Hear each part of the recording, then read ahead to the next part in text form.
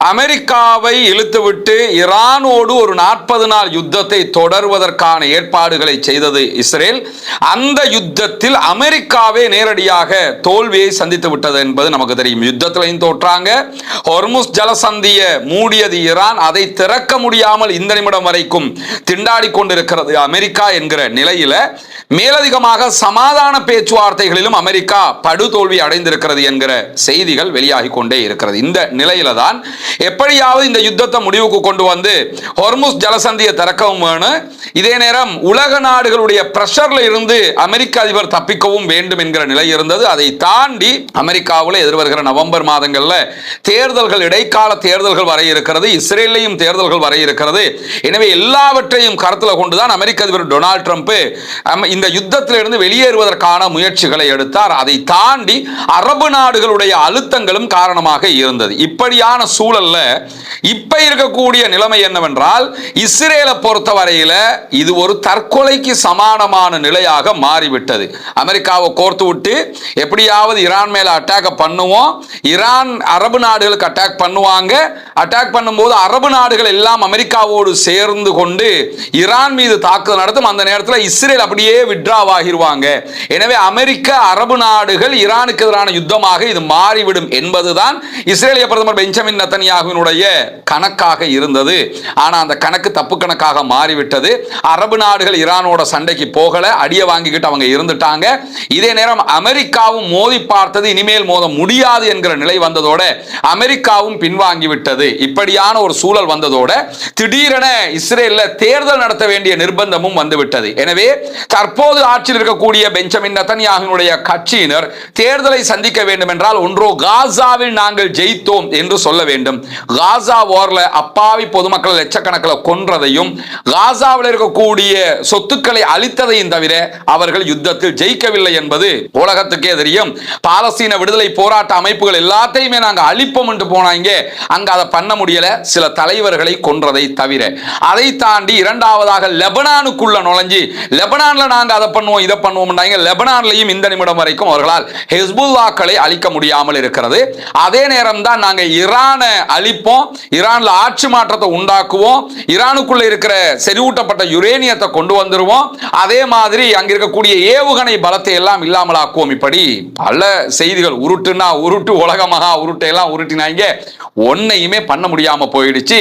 அதை தாண்டி அமெரிக்காவோடு நடைபெற்ற ஒப்பந்தத்தில் கூட இஸ்ரேலை அமெரிக்கா சேர்க்கல, பேச்சுவார்த்தைகளுக்கு சேர்க்கல, பேச்சுவார்த்தையில விவரங்களை கொடுக்கல, தன்னிச்சையாக ஈரானோட பேச்சுவார்த்தைகளை நடத்தி முடிவுக்கு வந்துட்டாங்க. அது இஸ்ரேலுக்கு மிகப்பெரிய பின்னடைவாக மாறி இருக்கக்கூடிய சூழல்ல எப்படியாவது ஈரானுக்கும் அமெரிக்காவுக்கும் இடையில ஒரு சமாதானம் வந்துடக்கூடாதுன்னு பல முயற்சிகளை பண்ணினாங்க. ஆனா கையெழுத்து வரைக்கும் வந்துட்டாங்க. தொழில்நுட்ப டெக்னிக்கலி நடக்க வேண்டிய பேச்சுவார்த்தைகள் மட்டும்தான் தடைப்பட்டிருக்கக்கூடிய சூழலாக மாறியது. இந்த நிமிடம் வரைக்கும் இஸ்ரேல் எப்படியாவது இந்த பேச்சுவார்த்தைகளை சீர்குலைக்கணும்ங்கிறதுல உறுதியாகவே இருக்கக்கூடிய சூழல்ல தான் கடந்த 48 மணி நேரங்களுக்குள்ளாக 2 நாட்களுக்குள்ளாக காசாவுக்குள்ள நடத்தி இருக்கக்கூடிய தாக்குதல்கள்ல அப்பாவி பாலஸ்தீனியர்கள் 13 பேர் கொல்லப்பட்டிருக்கிறார்கள், ஷஹீதாகி இருக்கிறார்கள் என்கிற செய்திகள் வெளியாகி இருக்கிறது. அதனை தொடர்ந்து பாலஸ்தீனம் தொடர்பாக ஈரானுடைய ராணுவ தளபதி, குதுஸ் பிரிகேடினுடைய ராணுவ தளபதியாக இருக்கக்கூடிய ஜெனரல் இஸ்மாயில் கானி அவர்கள் வெளியிட்டிருக்கக்கூடிய ஒரு முக்கியமான செய்தியும் வெளியாகி இருக்கிறது. ஜெனரல் கானி அவர்கள் வெளியிட்டிருக்கக்கூடிய செய்தியில் என்ன சொல்றாருன்னு சொன்னா, லெபனான்ல ஹெஸ்புல்லாக்களுடைய ஆயுத திறனை குறைத்து மதிப்பிட்டுக் கொண்டது இஸ்ரேல். ஏற்கனவே காசா வார்ல போய் தாக்குதல்களை நடத்தினார்கள் ஹிஸ்புல்லாக்கள். அதுல ஹிஸ்புல்லாக்களுடைய தலைவர் கொல்லப்பட்டார். கொல்லப்பட்டதை தொடர்ந்து அவர்களுடைய ராணுவ தளபதியும் கொல்லப்பட்டார், ஃபுவாத் சுகூரும் கொல்லப்பட்டார். இதெல்லாம் நடந்ததுனால ஹிஸ்புல்லாக்கள் பலவீனப்பட்டுட்டாங்கன்னு நினைச்சுக்கிட்டு இருந்தாரு. ஆனா யுத்தம் வர முன்னாடியே நாங்க என்ன சொன்னோம்னு கேட்டா, ஹிஸ்புல்லாக்களிடத்துல மிர்சாத் வகையான ட்ரோன்கள் இருக்கிறது என்று திரும்ப திரும்ப சொன்னோம். ஆனா கேட்கவே இல்லை இஸ்ரேல். அது ஒண்ணுமே இல்லைன்னு நினைச்சுக்கிட்டு தான் சண்டைக்கு வந்தாங்க. மிர்சாத் வகையான ட்ரோன் அவங்க எதை சொல்றாங்கன்னு கேட்டா, இந்த கம்பிகள், இரும்பு பயன்படுத்தப்படாத ட்ரோன்கள், அந்த ட்ரோன்களை இரும்புகள் இருந்தால் மட்டும்தான் கண்ட்ரோல் பண்ண முடியும். கண்ட்ரோல் பண்ண முடியாத ஒரு ஒரு வகையான புது வகையான ட்ரோன். இந்த வகையான ட்ரோனை பயன்படுத்தி தான் ரஷ்யாவுக்கு எதிராக உக்ரைனே தாக்குதல் நடத்துறாங்க. யுக்ரைன் இருக்கக்கூடிய அதே தொழில்நுட்பம் ஆல்ரெடி ஹிஸ்புல்லாக்களிடத்தில் இருந்திருக்கிறது. இருக்குடான்னு சொன்னோம், கேட்கல, சண்டைக்கு போனாங்க. அந்த ட்ரோன் அட்டாக்ல மட்டுமே இஸ்ரேலை சேர்ந்த 100க்கும் மேற்பட்டவர்கள் கொல்லப்பட்டிருக்கிறார்கள், யூதர்கள். இந்த படுகொலைக்கெல்லாம் யார் காரணம்னு கேட்கிறார். இஸ்ரேல் தானே. தேவையா இது அப்படின்னு சொல்லக்கூடியவர் மேலதிகமாக என்ன சொல்றாருன்னு கேட்டா, காசாவிலையும் எவ்வளவு சொல்லியும் கேட்காமல் இஸ்ரேல் திரும்ப திரும்ப தாக்குதல்களை நடத்துகிறது.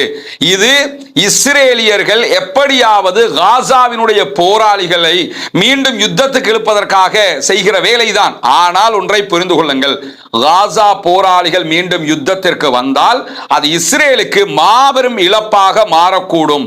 அவங்க கிட்ட நீங்க நினைக்கிற மாதிரி இல்லாம மேலதிகமான பல ஆயுத செறிவூட்டல்களை உண்டாக்கி கொண்டார்கள். தேவையான அளவுக்கு ஆயுதங்கள் அவர்களிடத்திலும் இருக்கிறது. உங்களுடைய அரசியல்வாதிகளுடைய விருப்பப்படி நீங்க காசாவுக்குள்ள இப்படி அட்டாக்கே பண்ணி கொண்டிருந்தீங்கன்னு சொன்னா கண்டிப்பாக காசாவில் சிக்கிக் கொள்வீர்கள், கவனமாக இருந்து கொள்ளுங்கள் அப்படின்னு சொல்லி இஸ்ரேலிய ஆக்கிரமிப்பு அரசாங்கத்திற்கும் ராணுவத்திற்கும் எச்சரிக்கையை விடுத்திருக்கிறார்.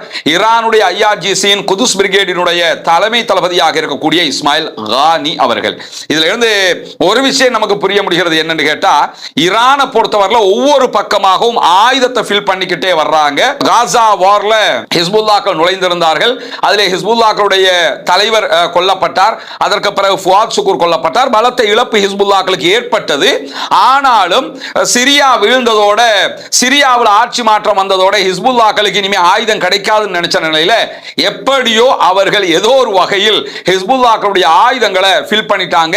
அந்த அமைப்பையும் மீண்டும் பலப்படுத்தி விட்டார்கள். அதனாலதான் இந்த நிமிடம் வரைக்கும் ஹிஸ்புல்லாக்கள் மிக தெளிவாக தைரியமாக நின்று பிடிக்கிறார்கள். அதே மாதிரி இந்த சமாதான காலத்தை பயன்படுத்தி காசாவில் இருக்கக்கூடிய போராளி குழுக்களையும் மிக தெளிவாக ஆயுதங்களை ஃபில் பண்ணிட்டாங்க ஈரான் என்கிறது தெளிவாக விளங்கக்கூடிய ஒரு செய்தியாக இந்த செய்தி மாறி இருக்கிறது. எனவே இன்னும் ஒரு யுத்தம் வந்தாலும் காசாவினுடைய போராளி குழுக்கள் அதை எதிர்கொள்வார்கள் என்பதை பாலஸ்தீனத்திற்கு ஆதரவாக ஈரானுடைய தலைமை தளபதி இந்த செய்தியை சொல்லி ஒரு எச்சரிக்கையாக சொல்லியிருக்கிறார். எனவே திரும்ப போய் காசாவுக்குள்ள சிக்கிக்கிறாதீங்க. எப்பயுமே நீங்க அட்டாக் பண்ணிக்கிட்டே இருக்கிறீங்க, எப்பயுமே பார்த்துக்கிட்டு இருக்க மாட்டாங்க, சண்டைக்கு வந்துட்டாங்கன்னா உங்களுக்கு தான் அது பாதிப்பா போயிடும் அப்படிங்கறத சொல்லி இருக்கிறார். அதே நேரத்தில் லெபனானுடைய விவகாரத்தில் அமெரிக்காவுக்கும் இஸ்ரேலுக்கும் இடையில ஒரு பரந்துபட்ட எதிர்ப்பு உணர்வு உருவாகி கொண்டே இருக்கிறத நம்ம கவனிக்க முடிகிறது. பொதுவாக ஒன்ன புரிஞ்சுக்கிறங்க, இஸ்ரேலிய தலைவர்களுக்கும் அமெரிக்காவினுடைய அரசியல் தலைவர்களுக்கும் இடையில கருத்து வேறுபாடுகள், சண்டைகள் அந்த மாதிரி எல்லாமே ஏற்படுகிறது. ஆனாலும் இஸ்ரேலுக்கும் அமெரிக்காவுக்கும் இடையில ஒரு மூலோபாய நெருக்கம் எப்பொழுதுமே இருக்கிறது. ஏன்னா இஸ்ரேலை இவ்வளவு காலமாக அவங்க தான் போஷிக்கிறாங்க, பாதுகாக்கிறாங்க, எல்லாமே பண்ணிக்கிட்டு இருக்கிறாங்க. அவர்களுக்கு ஒரு நெருக்கம் எப்படியுமே இருந்து கொண்டே இருக்கிறது. இந்த நிலையில தான் இன்றைக்கு அமெரிக்காவுடைய உளவுத்துறை வெள்ளை மாளிகைக்கு அதிபருக்கு ஒரு எச்சரிக்கையை விடுத்திருக்கிறது. இஸ்ரேலுடைய தலைவர்கள் ஈரானுக்கும் அமெரிக்காவுக்கும் இடையில் இருக்கக்கூடிய ஒப்பந்தத்தை சீர்குலைப்பதற்கு முயற்சி செய்வார்கள். அதற்குரிய திருகுதத்த வேலைகள் எல்லாம் பார்த்துக்கிட்டு இருக்கிறாங்க, கவனமாயிருங்கன்னு உளவு தகவல்களையும் சொல்லி இருக்கிறார்கள் என்கிற நிலையில தான் அமெரிக்க தலைவர்களை, குறிப்பாக அமெரிக்க அதிபர் டொனால்ட் ட்ரம்பையும் துணை அதிபராக இருக்கக்கூடிய ஜேடி வான்ஸையும் மிக கடுமையாக விமர்சித்துக் கொண்டே இருக்கிறார்கள் இஸ்ரேலுடைய தலைவர்கள். இஸ்ரேலில் இருக்கக்கூடிய பத்திரிகைகளுடைய தலைப்புச் செய்திகளாகவே மிக தெளிவாக வரக்கூடிய செய்திகளை என்னன்னா, ட்ரம்ப் துரோகம் இழைத்து விட்டார் அப்படிங்கிற தலைப்புச் செய்திகள் வெளிவருவதை பார்க்க முடியும். இஸ்ரேலை அமெரிக்கா கைவிட்டு விட்டது என்கிற தலைப்புச் செய்திகளை பார்க்க முடியும். இது அவர்களுடைய முக்கியமான அரசியல் தலைவர்களும் பேசக்கூடிய நிலையில தான் அமெரிக்காவினுடைய இந்த அணுகுமுறை தொடர்பாக இஸ்ரேலிய பிரதமர் பெஞ்சமின் நெதன்யாகு அவதானமாக இருக்கிறத நம்ம கவனிக்க முடிகிறது. அல் ஜசீராவும் இந்த தகவல்களை அழகாக சொல்கிறது. என்னன்னா, இஸ்ரேலிய பிரதமர் பெஞ்சமின் நெதன்யாகுனுடைய அலுவலகம் அமெரிக்க அதிபருக்கு எதிராக கருத்துக்களை சொல்வதை விட்டு ரொம்ப பின்வாங்கிட்டு இருக்காங்க. அவங்க அமைச்சர்கள் எல்லாம் பேசுறாங்க, அலுவலகம் பேசாமல் இருக்கிறது. குறிப்பாக பெஞ்சமின் நெதன்யாகு பேசாமல் இருக்கிறார். அதுக்கு சில காரணம் என்னன்னு கேட்டா, பெஞ்சமின் நெதன்யாகுவை பொறுத்தவரையில அமெரிக்காவினுடைய நெருக்கம் இல்லாமல் போனால் கண்டிப்பாக அது இஸ்ரேலுக்கு மிகப்பெரிய பின்னடைவாக மாறிவிடும். இஸ்ரேலை பட்டுக்குழியில தள்ளிவிட்ட காரணமாக அது மாறிவிடும். அதே நேரம் தேர்தலையும் அவர் தோல்வி உற வேண்டி வரும். தேர்தலை ஜெயிக்கணும்னா லெபனான்ல சண்டை போடணும், லெபனான்ல ஜெயிச்சிட்டோம்ன்றதை காட்டணும். இப்ப லெபனான் யுத்தத்தை நிறுத்த சொல்லி அமெரிக்கா சொல்லிடுச்சு. யுத்தத்தை மொத்தமாக நிறுத்தினா தேர்தலில் தோற்க வேண்டி வரும். தேர்தலில் தோற்பது முக்கியமா அல்லது அமெரிக்காவோட முரண்டு பிடித்துக் கொள்வது முக்கியமான்னு பார்த்தா பெஞ்சமின் நெதன்யாகுவுக்கு தேர்தலில் தோக்குறது பரவாயில்லை, அமெரிக்காவை பகைச்சு கொள்றதை விட. ஏன்னா அமெரிக்காவை பகைச்சிட்டா தேர்தலில் எதிர்க்கட்சி ஜெயிச்சிட்டாங்கன்னு சொல்லி சொன்னா, அமெரிக்காவை பகைக்காம எதிர்க்கட்சி ஜெயிச்சிட்டாங்கன்னு சொன்னா கண்டிப்பாக பெஞ்சமின் நெத்தன்யாகுவை அமெரிக்க அதிபர் காப்பாத்திடுவார், சிறைக்கு போக விடாம ஏதோ பண்ணி காப்பாத்திடுவார். ஆனால் தேர்தலிலும் தோற்று அமெரிக்காவையும் பகைத்து கொண்டால் நிச்சயமாக களி தின்ன வேண்டி வரும் என்கிறதுனால அவர் பேசாம இருக்கிறாரு. அதே நேரம் இந்த நிலைமையை சரி செய்வதற்கு முயற்சிக்கிறார்கள் என்கிற செய்திகளுக்கு மத்தியில தான் அமெரிக்க அதிபர் டொனால்ட் ட்ரம்பும் அவருடைய துணை அதிபராக இருக்கிற ஜேடி வான்ஸும் இஸ்ரேலுடைய எதிர்கட்சியினருக்கு ரொம்ப நெருக்கம் பாராட்டுகிறார்கள், யாயர் லாபிதோடு ரொம்ப நெருக்கம் பாராட்டுகிறார்கள் என்கிற செய்திகளும் வெளியாகிறது. எனவே அமெரிக்கா பெஞ்சமின் நெத்தன்யாகுவை ஓரங்கட்ட முடிவெடுத்துட்டாங்க, எதிர்கட்சி ஆட்சி கொண்டு வர்றதுக்கு முடிவெடுத்துட்டாங்கிறது தெல்ல தெளிவாக தெரியக்கூடிய செய்திகளுக்கு மத்தியில தான் ஈரான் அமெரிக்காவுக்கு இடையிலான தொழில்நுட்ப அளவிலான நிறுத்தப்பட்ட பேச்சுவார்த்தை நாளை ஞாயிற்றுக்கிழமை குறிப்பிட்டபடியே சுவிட்சர்லாந்தில் நடைபெற இருக்கிறது என்கிற செய்திகளை இன்றைக்கு பாகிஸ்தான் அறிவித்திருக்கிறது. புரிந்துணர்வு ஒப்பந்தத்தில் இருதரப்பும் கையெழுத்திட்டிருக்கிறார்கள்.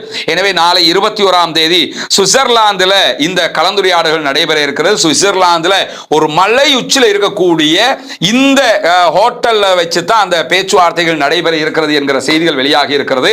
ஈரான் சார்பாக மேலதிகமாக ஈரானுடைய ஃபாரின் மினிஸ்டர் அப்பாஸ் அராக்சியும் பாராளுமன்ற சபாநாயகராக இருக்கக்கூடிய முகமது பாகர் ஹலீபாப் அவர்களும் அவருடைய குழுவும் பயணிக்கிறார்கள். இன்னைக்கு பெரும்பாலும் இந்த வீடியோ நீங்க பார்க்கிற நேரத்திலேயே அவங்க கிளம்பி இருப்பாங்க, ஏன்னா சற்று நேரத்தில் கிளம்புகிறார்கள் என்கிற செய்திகள் தான் வெளியாகி இருக்கிறது.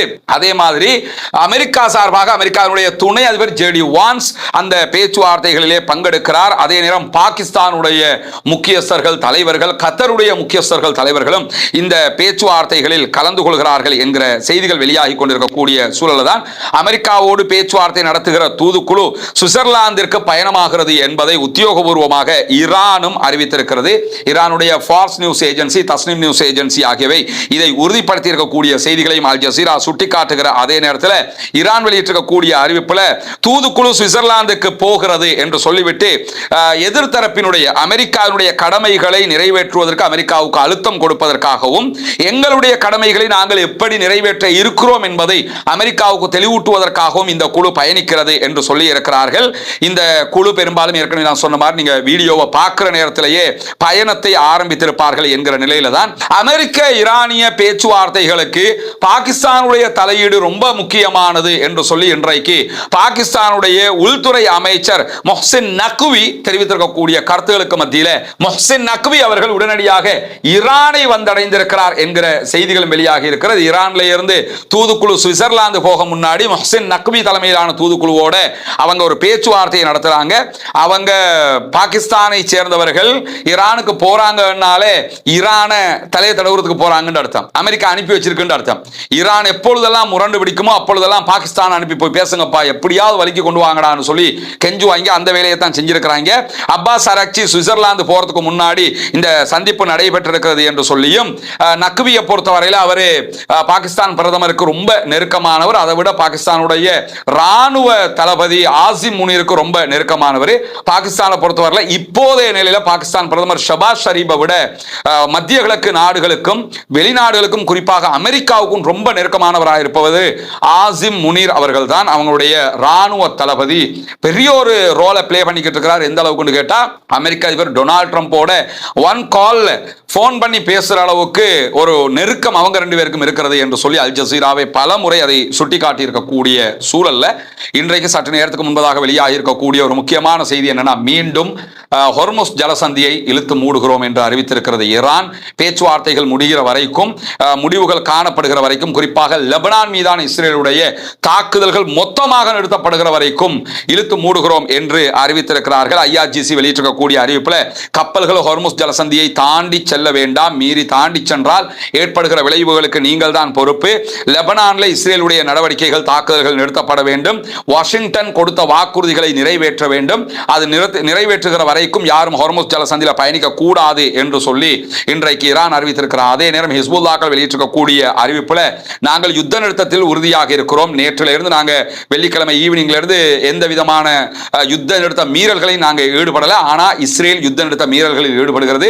தொடர்ந்து இஸ்ரேல் யுத்த நிறுத்தத்தை மீறினால் நாங்கள் பதிலடி தாக்குதல்களை நடத்துவோம் என்று சொல்லி வெளிப்படையாகவே இன்றைக்கு ஹிஸ்புல்லாக்களும் செய்திகளை வெளியிட்டிருக்கக்கூடிய சூழல்ல தான் இன்றைக்கு இஸ்ரேலுடைய முன்னாள் பாதுகாப்பு தலைவராக செயல்பட்ட மோஷே யலோன் வெளியிட்டிருக்கக்கூடிய ஒரு பரபரப்பு செய்தி வெளியாகி இருக்கிறது.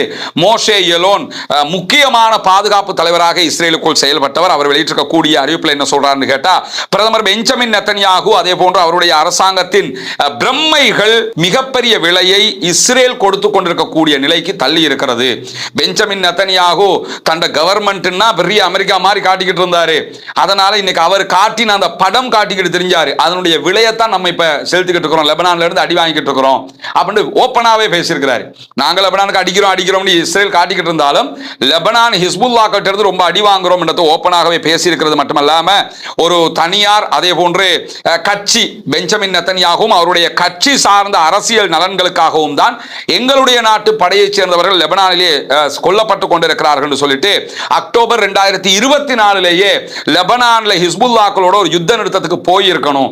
அப்படி போயிருந்தோம்னா இந்த பிரச்சனை எல்லாமே வந்திருக்காது. தன்னுடைய கூட்டணியையும் ஆட்சியையும் அரசாங்கத்தையும் காப்பாற்றுவதற்காக பெஞ்சமின் நெத்தன்யாகு செய்த அறப்படிச்ச வேலையால தான் இவ்வளவு பெரிய அழிவு வந்திருக்கிறதுன்னு சொல்லி ஓபன் ஸ்டேட்மெண்ட் கொடுத்திருக்கிறது மட்டுமல்லாம இஸ்ரேல்ல தேர்தல்கள் நெருங்கி கொண்டிருக்கிறது. உடனடியாக லெபனான்ல ஒரு யுத்த நிறுத்தத்தை பண்ணுங்க.